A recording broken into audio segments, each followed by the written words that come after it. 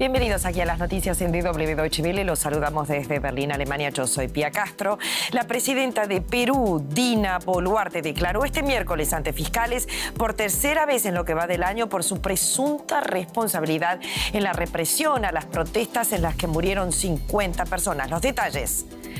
En Perú, Dina Boluarte, la presidenta de la República, y el primer ministro fueron citados para brindar su testimonio en el marco de la indagación que les sigue por los presuntos delitos de genocidio, homicidio calificado y lesiones graves. El Pleno del Senado brasileño aprobó este miércoles con carácter de urgencia el texto central de un proyecto que restringe de derecho de los indígenas a la tierra y contraría a una sentencia dictada la semana pasada por la Corte Suprema a favor de los pueblos originarios. Éxodo masivo de armenios carabajíes. La Organización Mundial de la Salud dijo hoy que no puede verificar de forma independiente la situación sanitaria de la población del enclave de Nagorno-Karabaj, que ha huido a Armenia tras la ofensiva militar de Azerbaiyán, que ahora controla este territorio.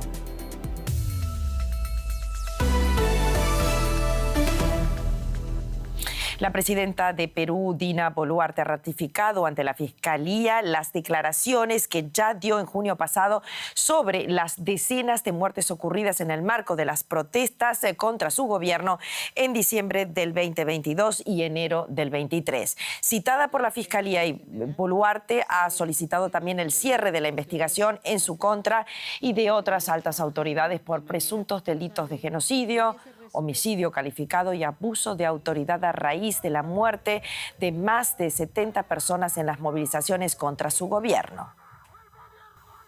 Y nos vamos ahora rápidamente a Perú. Allí está Rosemary Cueva para analizar esta situación.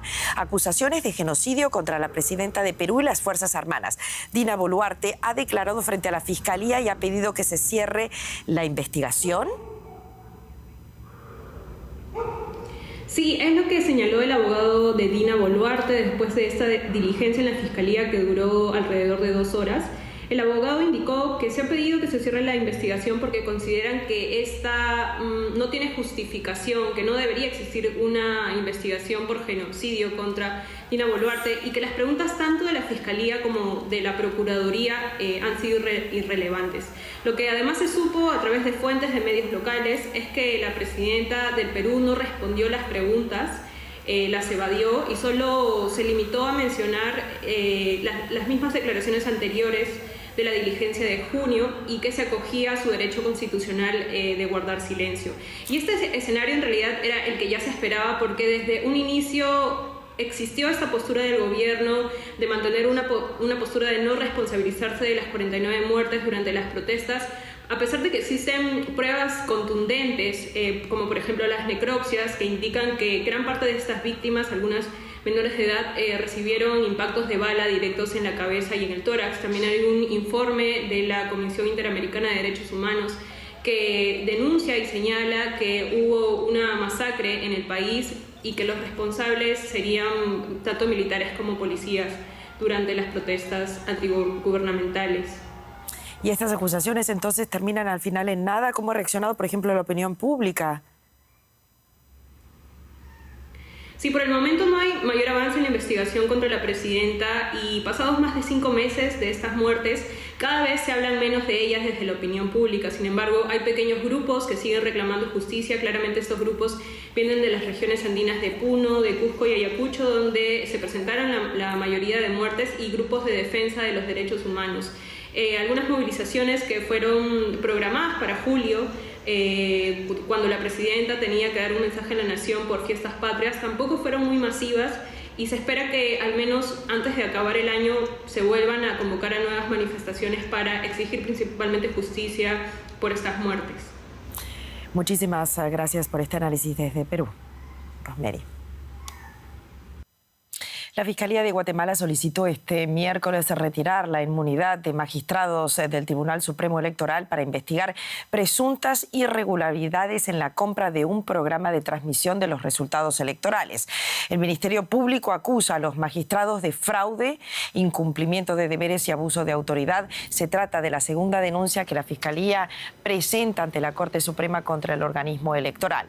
Desde el pasado 12 de junio, el Ministerio ha iniciado lo que algunos denominan una cruzada contra el Tribunal Supremo Electoral y el partido Movimiento Semilla del presidente electo Bernardo Arévalo. Bueno, y el Senado brasileño aprobó este miércoles con carácter de urgencia un proyecto que restringe el reconocimiento de las tierras indígenas. El proyecto le da fuerza de ley al llamado marco temporal que limita los derechos de los indígenas a las tierras que ocupaban antes de que se estableciese la actual Constitución de Brasil en 1988. Estos reivindican tierras ya expoliadas antes de esa fecha. La decisión del Senado contradice una sentencia dictada la semana pasada por la Corte Suprema en favor de los pueblos originarios en el llamado Juicio del Siglo según los pueblos originarios. No es la primera vez que el Senado se planta contra decisiones del Supremo y abre así un conflicto entre ambas instituciones. Y lo ven en Brasilia. Marcelo Silva, ¿qué tal? Muy buenas noches. ¿De qué se trata esta disputa concretamente y quiénes son los actores en conflicto? ¿Qué tal, Pía? Bueno, se trata de un conflicto abierto entre el Senado, la Cámara Alta y la Corte Suprema. Hoy el Senado decidió desobedecer a el Supremo Tribunal Federal, que la semana pasada había declarado inconstitucional la llamada regla del marco temporal, que limita la homologación de nuevas tierras y también pone bajo amenaza a aquellas que no estaban ocupadas en 1988, fecha de la promulgación de la Constitución. Pero también hay un actor por detrás del Senado y es el poderoso agronegocio brasileño que venía presionando tras la inconstitucionalidad del marco temporal para trabar la agenda legislativa en el Congreso, amenazando con que la regla que avanza con el marco temporal ponía en riesgo la seguridad jurídica para muchos propietarios del país. Tenemos hoy un conflicto abierto con dos decisiones contrapuestas que seguramente tendrán que alcanzar un acuerdo político para ver cómo va a seguir la situación. Y esto, ya lo dijiste, crea un conflicto institucional de Brasil. ¿Qué consecuencias puede tener? Y no es la primera vez que hay un conflicto institucional allí. No, el Senado está mostrando los dientes de alguna manera ante decisiones de la Corte Suprema que vienen siendo calificadas por sus críticos como excesivas. No hablamos apenas del marco temporal, sino juicios que están tratando en estos momentos la despenalización de la posesión de marihuana para uso recreativo y también el aborto. Agendas que el Senado, de mayoría conservadora, como todo el Congreso, cree que son propias. Esto tendrá que pasar por un acuerdo político. El presidente Luis Ignacio Lula da Silva tendrá que ver si va a vetar esta ley o si va a dejarla como está y desobedecer al Supremo Tribunal Federal, un impasse que seguramente tendrá que ser resuelto con la negociación de los tres poderes aquí en Brasil. Marcelo, muchísimas gracias por estas explicaciones desde Brasilia. Nos vamos a Centroamérica porque se espera que el presidente de Costa Rica firme próximamente un decreto para declarar el estado de emergencia nacional en respuesta al aumento de los flujos migratorios que ingresan en tránsito en el país. El gobierno costarricense ha advertido que deportarán a los migrantes que incumplan estas normas. Según datos oficiales, en los que va de septiembre se ha registrado el ingreso de 60.000 personas desde la frontera con Panamá. Las autoridades del país han habilitado una ruta de autobuses para que los migrantes sean llevados hasta la zona fronteriza con Nicaragua. Pero muchos de ellos no tienen suficiente dinero para pagar el boleto, lo que ha generado una aglomeración de personas en el lugar. La Fiscalía General de Justicia del Estado de Zacatecas, en México, confirmó el hallazgo de 6 cadáveres en la zona donde se desarrollaba la búsqueda de 7 jóvenes secuestrados. Según el organismo, no se puede confirmar si entre los fallecidos se encuentra la totalidad de los estudiantes. Uno de los desaparecidos se encuentra hospitalizado. Los 7 adolescentes desaparecieron el pasado domingo en Zacatecas, estado que afronta una ola de violencia por la disputa de cárteles del narcotráfico. El caso coincide también con el 9º aniversario de la desaparición de los 43 jóvenes de Ayotzinapa, que se conmemoró el día de ayer en Ciudad de México. Miles de personas marcharon en la capital para mostrar su solidaridad con los familiares de los jóvenes. Muchos de ellos culpan al gobierno de encubrir al ejército y de no haber entregado toda la información del caso. Nos vamos a otras regiones. Alemania ha solicitado a Azerbaiyán que permita la presencia de observadores internacionales en el enclave de Nagorno-Karabaj. La ministra alemana de Exteriores, Annalena Baerbock, afirmó que sería una señal de que Bakú sostiene en serio que protegerá el derecho de los armenios a permanecer en sus casas. Entre tanto, Azerbaiyán ha anunciado la detención del antiguo primer ministro de Nagorno-Karabaj, Rubén Bardania, cuando trataba de huir a Armenia. La región, con población mayoritariamente armenia, recordemos, está reconocida internacionalmente como parte de Azerbaiyán. Las autoridades armenias afirman que más de 50.000 personas han abandonado el enclave. Estos automóviles llenos de refugiados se dirigen a la frontera armenia. La ocupación militar de la región de Nagorno-Karabaj por Azerbaiyán la semana pasada ha obligado a decenas de miles de personas de etnia armenia a abandonar sus hogares. Margarita Sakian se marchó de su pueblo junto a toda su familia tras escuchar el sonido de los cohetes. Ocurrió de repente, nadie se lo esperaba. Nos bombardearon durante la noche. Huí sin poder llevarme nada, tan solo a mi familia.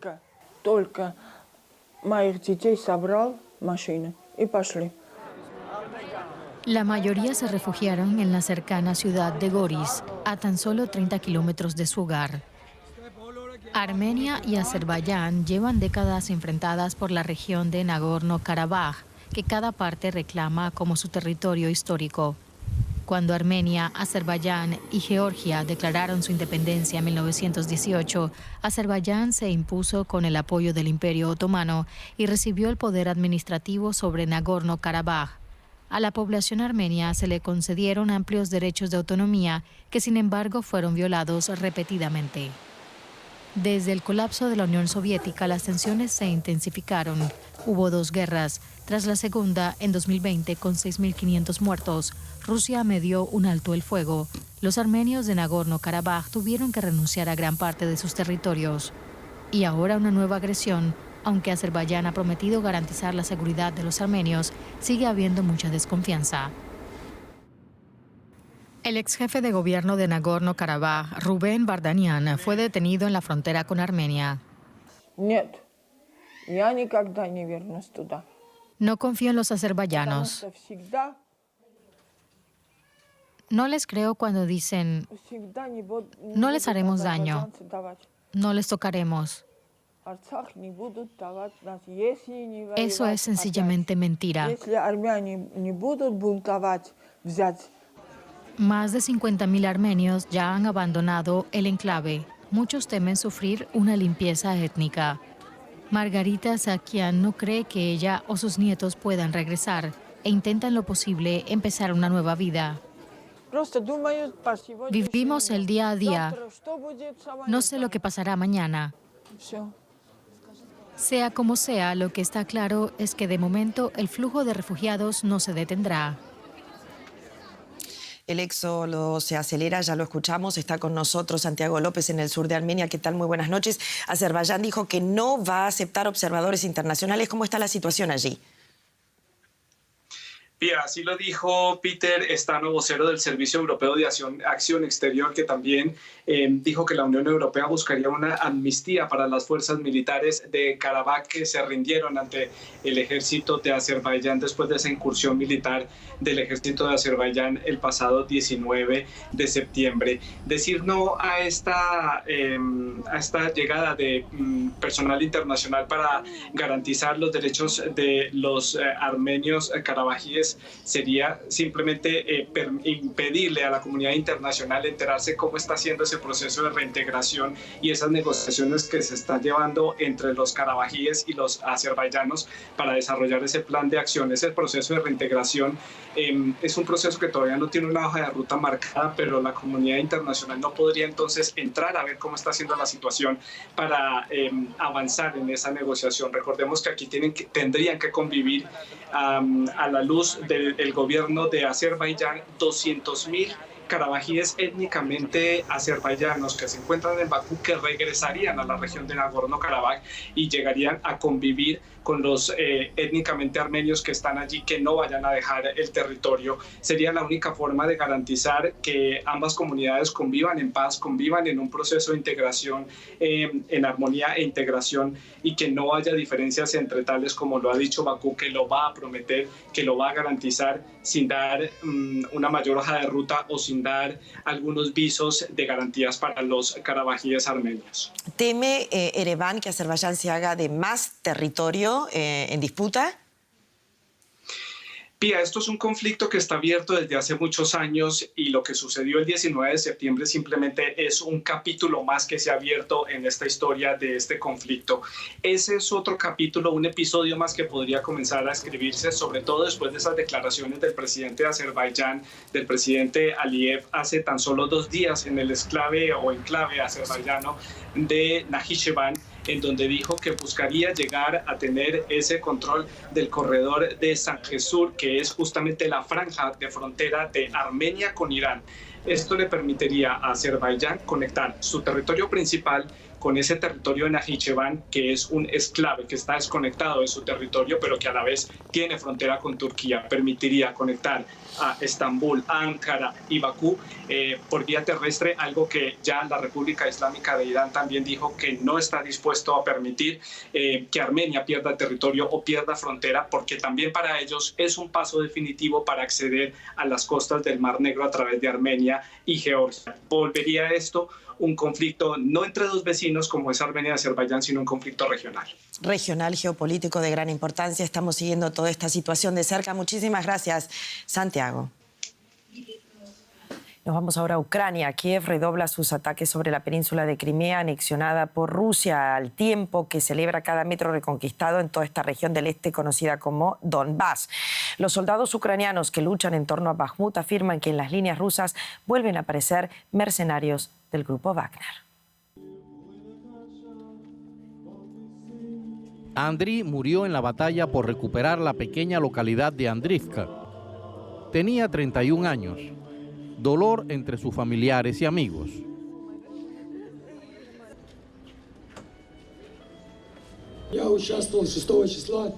Luché en la batalla el 6 de septiembre. Gracias a Adam, Andriy, el jefe de mi pelotón y del grupo que comandaba, muchos de nuestros muchachos siguen vivos. La toma de Andrivka en el Donbass es un paso importante en la ofensiva por Bakhmut. Desde hace algún tiempo, Ucrania redobla sus ataques sobre Crimea, anexionada por Rusia. Tras el bombardeo con misiles de la Comandancia Central de la Flota del Mar Negro en Sebastopol, Kiev anunció la muerte de su comandante. Moscú emite por segundo día consecutivo imágenes del almirante Víktor Sokolov. En ellas, Sokolov explica que la Flota del Mar Negro trabaja con éxito. Aunque de sus respuestas no se puede deducir cuándo fueron grabadas las imágenes. El presidente ucraniano no se ha manifestado al respecto. Zelensky pone a la industria armamentística rusa en el punto de mira. No basta con las sanciones, habrá más. Habrá más acciones de Ucrania contra el Estado terrorista. Mientras dure la agresión rusa, Rusia tendrá que sufrir bajas.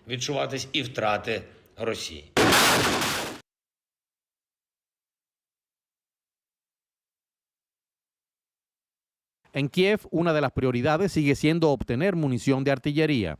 Un problema para los soldados ucranianos cerca de Bakhmut, donde habrían reaparecido los mercenarios del grupo Wagner. Pero los ucranianos aseguran que cada metro liberado es importante. La economía con Andrés Blumenkrantz. ¿Qué tal, Pia? Nos vamos inmediatamente a Estados Unidos, donde existe una falta de acuerdo en el Congreso para aprobar una nueva ley de presupuesto de cara al próximo año fiscal, y esto amenaza con provocar un nuevo cierre, al menos parcial, del gobierno federal. Los republicanos de la oposición insisten en un mayor recorte del gasto público que el que está proponiendo el gobierno de Joe Biden. Una de las cuestiones más espinosas tiene que ver con la ayuda a Ucrania que los republicanos están buscando reducir. La Cámara de Representantes, de mayoría republicana, y el Senado, controlado por los demócratas, trabajan en diferentes propuestas para evitar este cierre que podría producirse este mismo 30 de septiembre. Unos 2 millones de funcionarios federales no recibirían en ese caso su salario hasta que se resuelva la situación. Por supuesto, de este asunto está nuestra corresponsal financiera en Nueva York, Ana Nieto, y con ella vamos a hablar ahora. Ana, durante los años 2018, 2009, se cerró el gobierno federal durante 35 días. Fue el cierre más largo, costó $5.000 millones a la mayor economía del mundo. ¿Qué daño puede hacer ahora este cierre? Pues, Andrés, depende de lo que dure. Goldman Sachs ha apuntado hoy mismo que si dura entre 2 y 3 semanas se rebajará el PIB del cuarto trimestre apenas 0,2 puntos porcentuales. No sería peligroso en el sentido de que no ralentizaría la economía ni la empujaría a una recesión, pero claro, eso si dura poco tiempo. Y las posiciones entre los republicanos más conservadores, que son necesarios para la mayoría en este partido en el Congreso, son tan extremas que están lejos no solamente de los demócratas, sino también de los compañeros de su propio partido, que además de encontrarse con la oposición bastante más firme en el Senado. En estos momentos se están proponiendo medidas provisionales que en otras circunstancias habrían progresado, pero en esta ocasión ni eso está avanzando en el Congreso. Moody's, que es la única agencia de crédito que mantiene la AAA de Estados Unidos, ya ha advertido que esta situación, que se repite, tiene implicaciones en el crédito del país y hace referencias negativas a la debilidad institucional y a la crisis de gobernanza. Lo mismo que hizo Fitch en agosto cuando retiró la AAA tras el debate del techo de la deuda, y lo mismo que hizo Standard & Poor's por las mismas razones en el año 2011. Ana, toda esta situación puede también tener repercusiones en el extranjero, por ejemplo, como la ayuda a Ucrania, ¿verdad? Sí, sin duda, un cierre de gobierno tiene muchas implicaciones para la gestión del país, y en este momento de negociaciones y de búsqueda de soluciones, aunque sean temporales, se están revelando muchas fracturas entre los políticos, y una de ellas es Ucrania. El líder republicano de la Cámara de Representantes trata hoy de sacar adelante una medida provisional que no contempla ninguna ayuda a este país. Mientras tanto, en el Senado, ambos partidos han aprobado una ayuda de $6.000 millones. Ninguna de estas dos opciones tiene posibilidad de superar el trámite legislativo, pero sí que está revelando las diferencias en Washington. Biden pidió en agosto al Congreso $24.000 millones, pero ni siquiera los demócratas lo ven posible, dado que hay muchos republicanos, muchos de ellos aplaudidos por el candidato a la presidencia Donald Trump, que se oponen a firmar más cheques para Kiev. Ana Nieto, Nueva York, gracias por estas informaciones. Hasta la próxima. Gracias. Y España sigue buscando un nuevo gobierno. De esto nos cuenta más Pia Castro. El líder de la oposición conservadora en España, Alberto Núñez Feijóo, fracasó este miércoles en su intento de ser elegido presidente del gobierno español al no sumar una mayoría suficiente en el Congreso de los Diputados. Es muy probable que este resultado cambie en una segunda votación que tendrá lugar este viernes. El líder conservador advirtió que la izquierda gobernará con el apoyo de los partidos nacionalistas e independentistas. De no prosperar la votación del viernes, el jefe del Ejecutivo en funciones, Pedro Sánchez, tiene ahora 2 meses para tratar de consensuar una mayoría parlamentaria. La mayoría de diputados progresistas en el Congreso puede ofrecer más posibilidades de gobernar, a pesar de que Feijóo encabeza la lista más votada.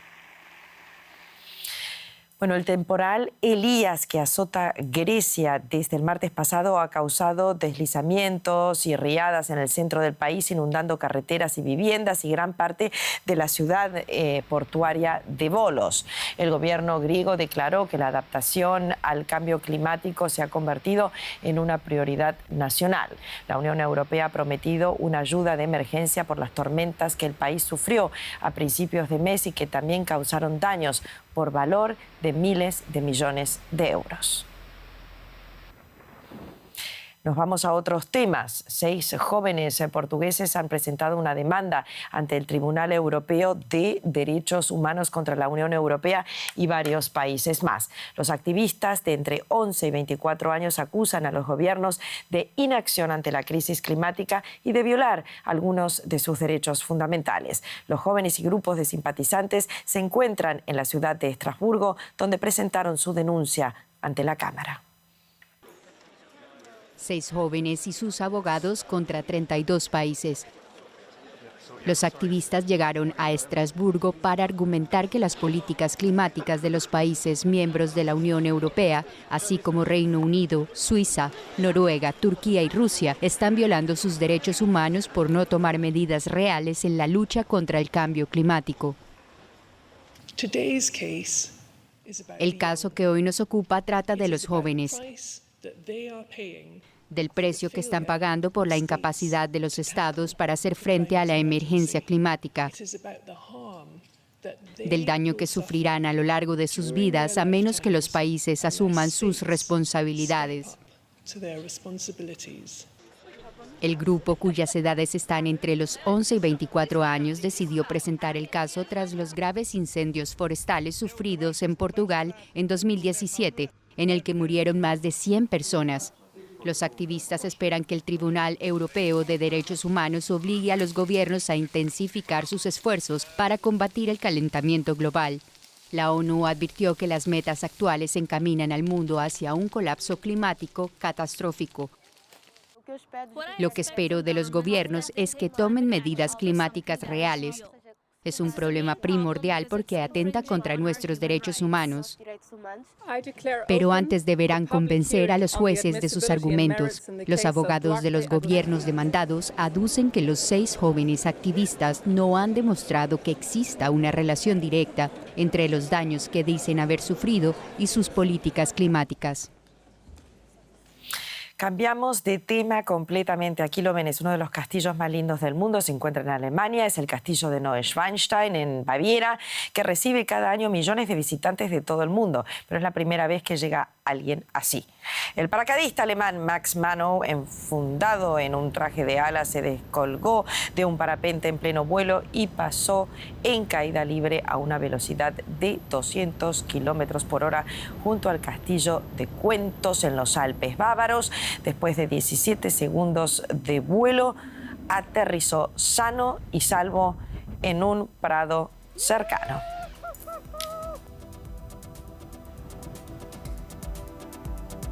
Maravillosos prados y castillos en los Alpes bávaros. Hasta aquí las noticias. Enseguida volvemos con más actualidad.